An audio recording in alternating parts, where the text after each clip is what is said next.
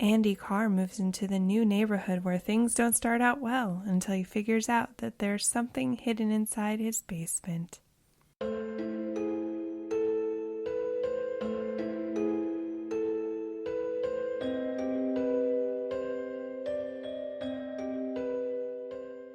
This is Ryan. And this is Ashley. And this is Ruining Our Childhood presents Are We Still Afraid of the Dark? Are we? I don't know. They ask it a lot in this episode. They really did. Yeah. They got real meta with it. They did. Yeah. I feel like this should have been the first episode ever because of how many times they said, "What, are you afraid of the dark or something?" Yeah, how dare you? Hi guys, it's another episode of Are We Still Afraid of the Dark? Mm-hmm. And we're discussing episode 11 That sounds correct. of Are You Afraid of the Dark's The Tale of the Dark Music. Mm-hmm. And it was a doozy.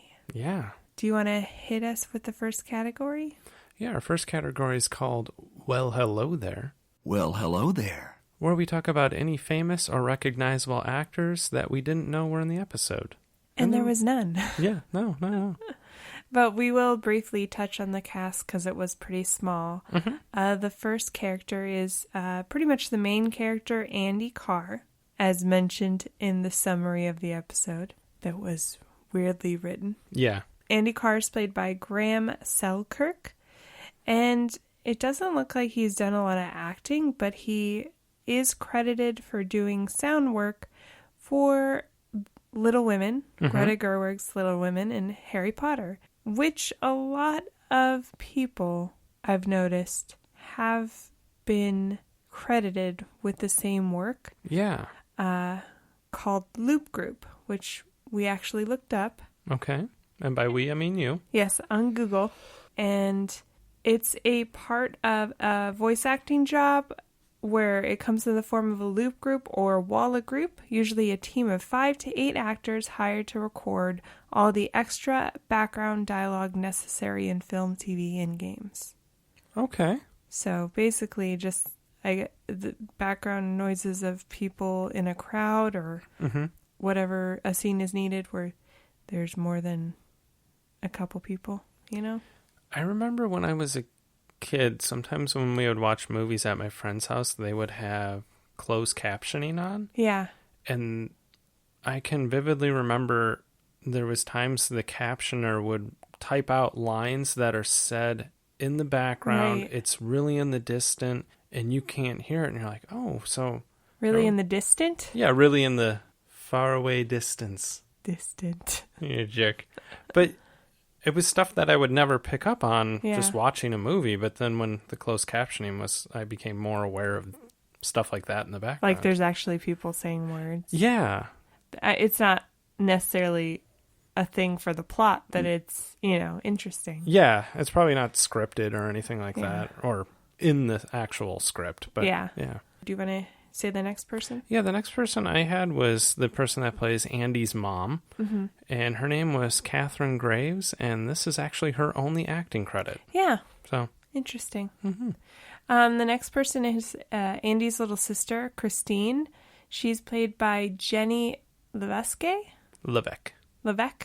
Is it French? That's Triple H's real last name.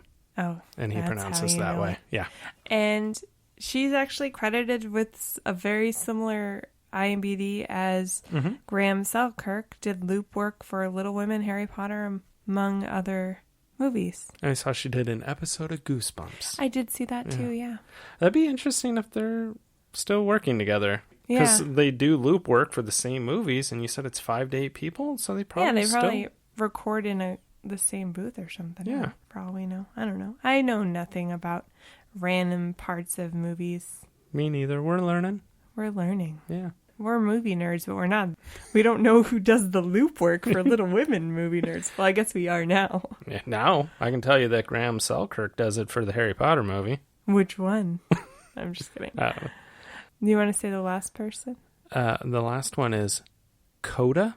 Yes. And he's kind of the bully in this movie, or this episode. Sorry. He is played by Leif Anderson. Yes. Spells it like Leif Garrett. Mm-hmm. Long A. And he was in the movie The Walk with Joseph Gordon-Levitt, and I'm not there.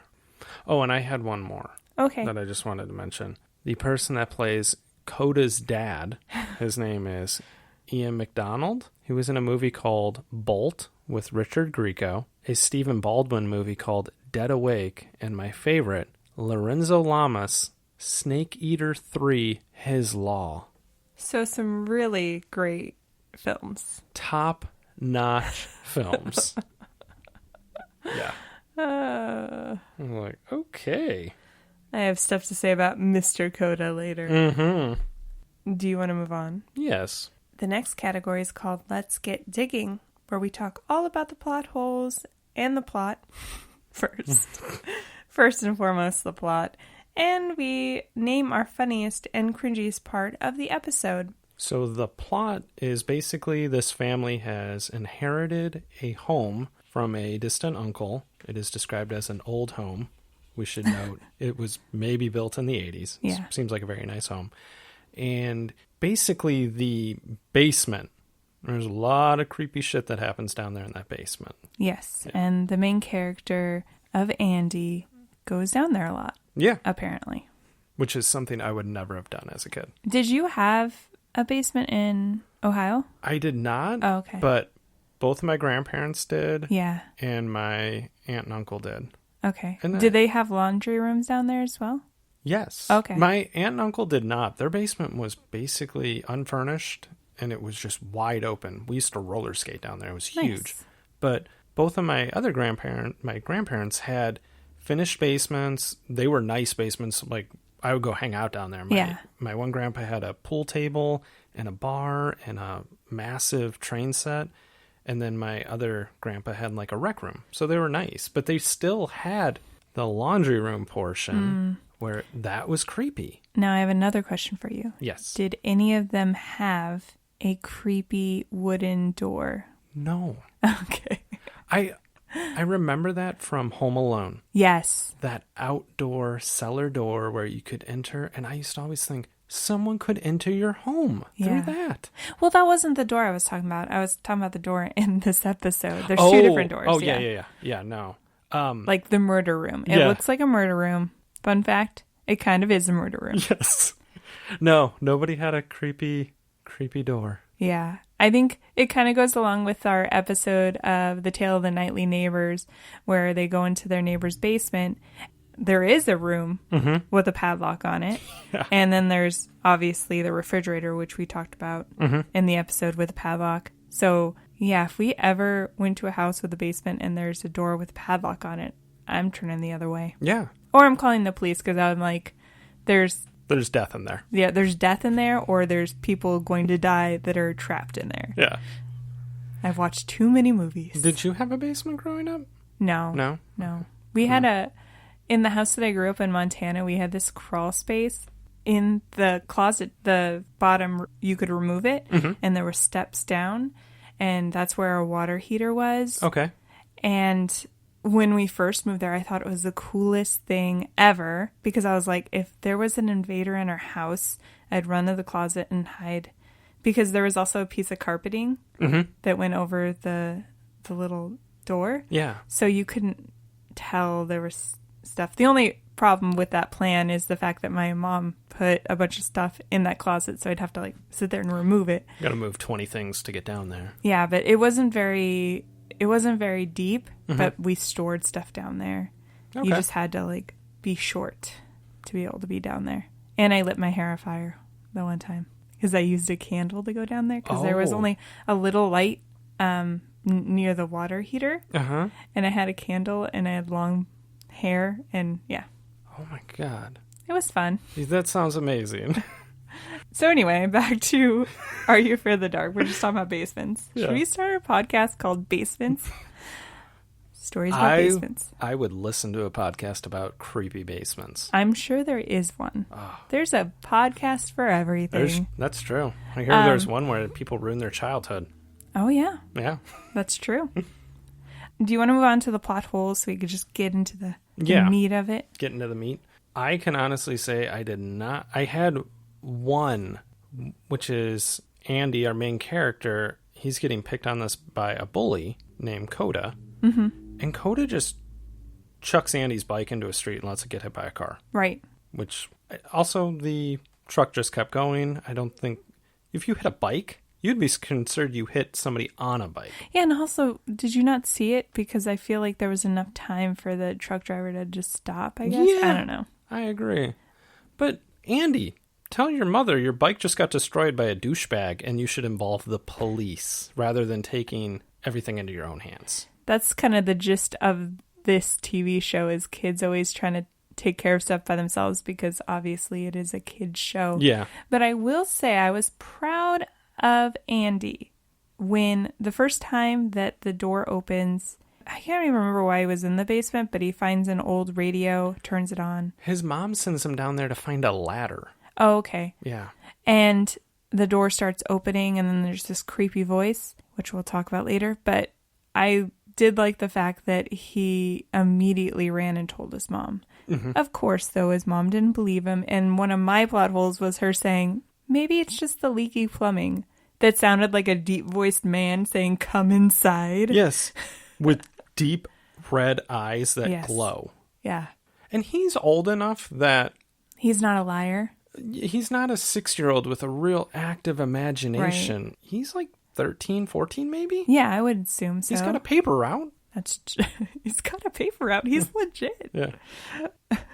The other slight plot hole I had, so I guess we'll just kind of talk about how this basement is triggered, or this creepy basement door is triggered by music. Mm-hmm. Andy finds out that if he is playing music, the door opens, and each time it progressively, it tries to attract you in. Mm-hmm. So, and it kind of hypnotizes you to walk into it. And he is fed up with Coda, bullying him for 10 minutes. And he is going to play a trick on him by scaring him with this thing. Mm-hmm. And I just like when he tricks Coda into getting into the basement, or chasing him into the basement. He hears Coda scream, I think. And he goes down there and he's like, you mess with me, I'll do this to you again. And I'm like, you'll set up a trap to get him to chase you again? I think he'd learn his lesson. He's not going back into your basement. Yeah. But fun fact, Coda's dead. He's not going into anybody's basement. This is a very dark episode. Yes. Did you have any other plot holes? I didn't. What was your funniest part of the episode? When Andy has figured out what is causing this little cellar door to shake, and he just goes, music. It's music. Yeah, that was mine too. It just made me laugh the way he said it. Because it happens like 3 or 4 times before he realizes that it's music. Yeah, which I definitely did not pick up on it the first time, or probably even the second time, that it was this correlation between the two. No, because I think the first time, it's the first time you're in the basement, and for all you know, it's attracted to the fact that somebody's in the basement. Yeah. And the music was just a added thing. Yeah. Agreed. What was your cringiest? My cringiest part was, there's a scene where Coda he's beating up Andy. Mm-hmm. Coda's got some issues. But it was his punching. You could have watched WWF Pro Wrestling and learned how to throw a better punch than what you guys are doing. It was some weak punching. Mine was just the presence of what is listed as Mr. Coda. Mm-hmm. So is Coda a last name? They do not explain that, but that would make sense. Yeah. Just add it to the list of silly names that Are You Afraid of the Dark uses. Shout out to Day Day. Yeah. And Goth.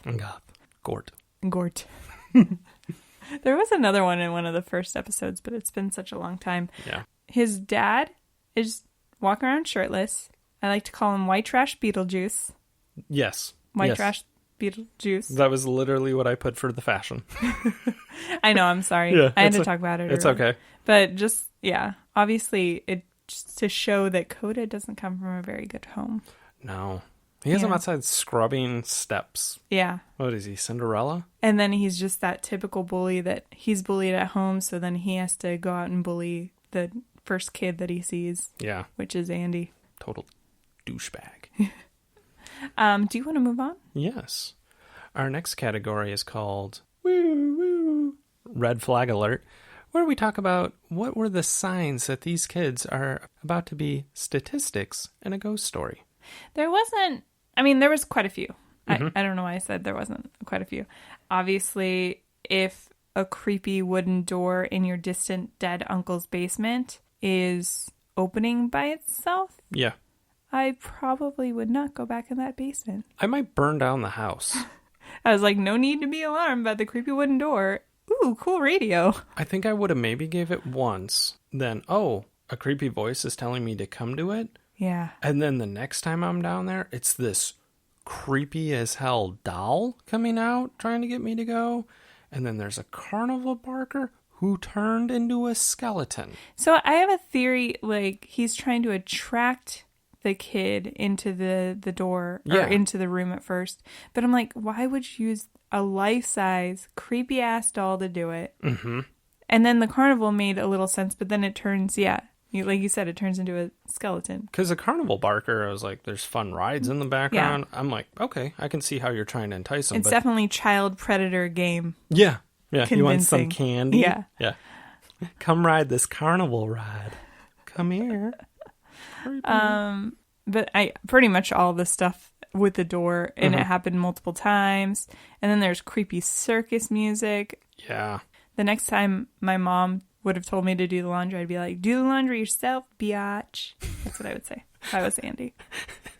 I can see you saying that to your mom and just getting slapped. Yeah. Yeah. Did you have any additional things you wanted to talk about? Obviously, I mean, we could kind of say what the ending was, because it was a pretty dark ending. Kind of left you with some questions. Definitely. The basement and whatever is possessing that cellar kills Coda. Yes. Just sucks him up. And Andy did not seem to give a fuck that kid was just killed. Like, I get Coda is a dick. He is. But he's only been bullying you for like a couple days versus like if this was like a lifelong bully that he's just been like harassing you for years. Yeah. Like you've lived here for like 3 days. I think his goal was to just scare him because he didn't know what would happen. Mm-hmm.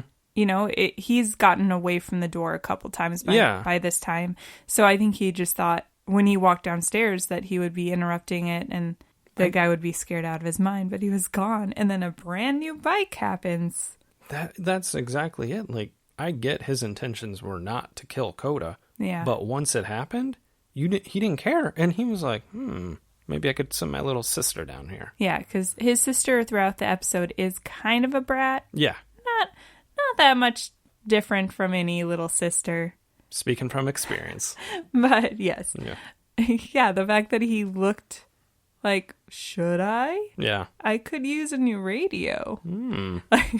And then it's assumed that the uncle, like, what do you want to call him? The room basement demon? Yeah. Murder? Yeah. Murder basement demon? Murder basement. He mentioned that his uncle or his great uncle was doing this. Yeah. And they did mention early in the episode that he was rich and people didn't know why. Did not know why. But the thing that they didn't mention, which I guess would be a plot hole, they didn't mention if people were mysteriously going missing. That's a good point because they just mentioned nobody really around here knew him or liked him. He wasn't well liked. But that is an excellent point. He would have been feeding the murder basement demon people. So that's a good point. People should have been disappearing. Yeah, they should have at least mentioned that instead of just saying, nobody really liked him. He kept to himself. Yeah. Well, then how did he attract people to his basement to get things? He did the little Andy trick. Yeah. To trick people in there. Just threw stuff at random people, ran away. He left breadcrumbs. Yeah. He probably just called like electricians out for house issues and then fed them to the demon or whatever he is. Yeah. Did you have anything else you want to talk about, or do you want to move on? I would like to move on. The next category is called When Was This Made Again? A reminder of everything 90s, where we talk about fashion, dated reference, and offensive jokes, and any sort of technology in the episode. Mm-hmm. I know what fashion you want to talk about. Well, we did talk about Coda's dad. Yes. White trash pro wrestler, maybe, with that gut on him. Yeah. But also, the apple did not fall far from the tree because Coda had some interesting fashion. He was wearing like I would say like maybe a rock band shirt. It was It's kind of generic. Yeah, it was generic. It was not a Metallica shirt by any means. But he wore all black, but wore cowboy boots.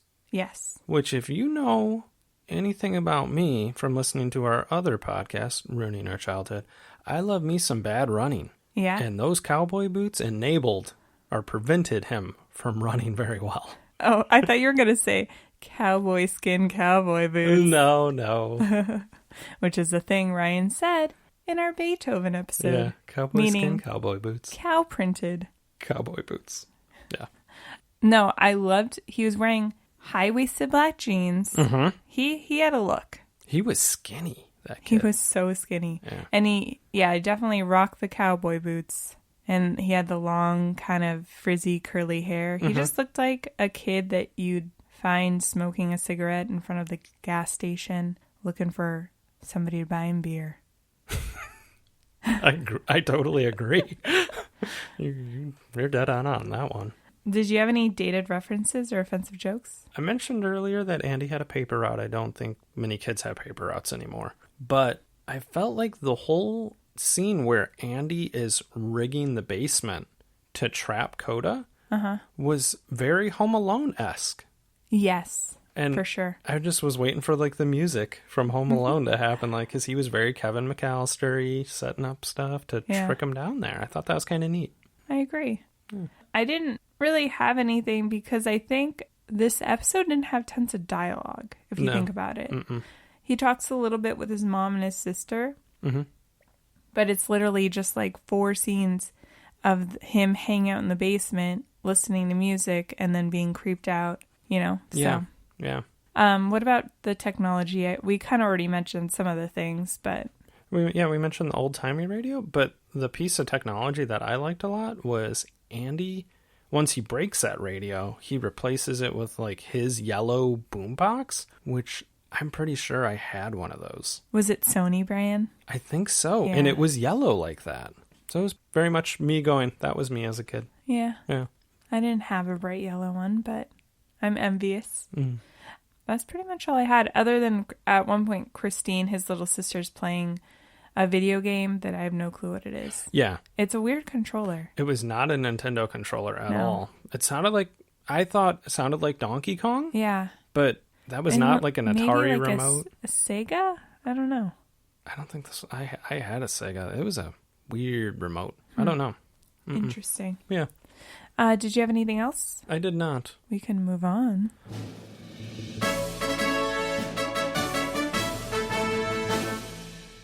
As always on Ruining Our Childhood presents, Are We Still Afraid of the Dark?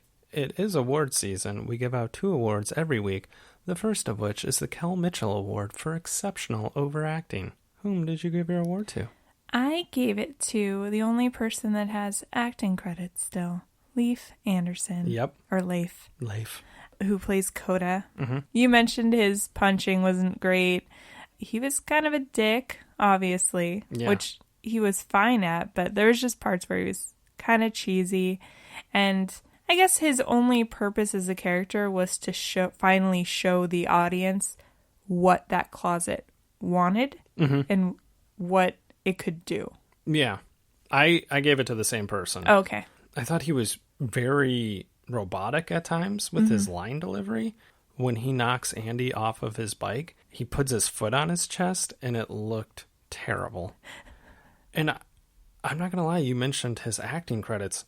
I'm genuinely surprised he still has a career, and he's in actual movies we've heard of. Yeah. People get better. Yeah, he definitely must have improved. You know? Yeah.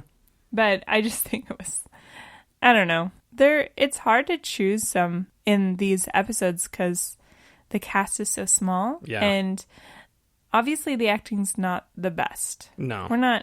This is not Oscar caliber acting, but I think in a lot of the episodes we've done, there's at least people that are decent actors. Do you want to move on? Yes. The next award is the Kenan Thompson Award for just doing the best under the circumstances.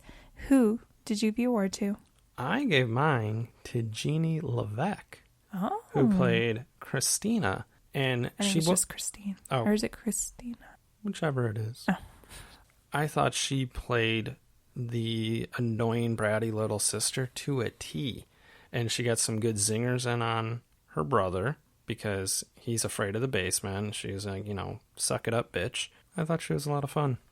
I could see you being that. Yeah. Yeah. Whom did you give your award to? I ended up giving it to Andy. Okay. Graham Selkirk. I mean, he wasn't revolutionary as Andy, No. but I did think the biggest thing that I liked about this episode was the ending and how when he figures out that the basement wants him to feed him people and that in return he'd give him things like a cool bike or whatever else he wants in the world. And his sister's yelling at him from the distance and he just looks into the camera and kind of smirks. Yeah. And I do like how when they go back to the Midnight Society, because it's Eric's story, I think it's like Betty Ann and Kiki are like, oh my God, he's going to feed his sister? And he's like, no, he's not. He'll just, keep her in check. And I'm like, that's not the face I got. No, the face he made was, I'm a serial killer now. I could use a Walkman. That's probably what Andy was thinking. But yeah, basically for that. And he wasn't a bad actor. No. He had a good scared face, which again is a big factor for me in these episodes is if they have a good scream or good scare face. Scared face is what I mean to say. Scared face. Yeah. So yeah. He was a good pick.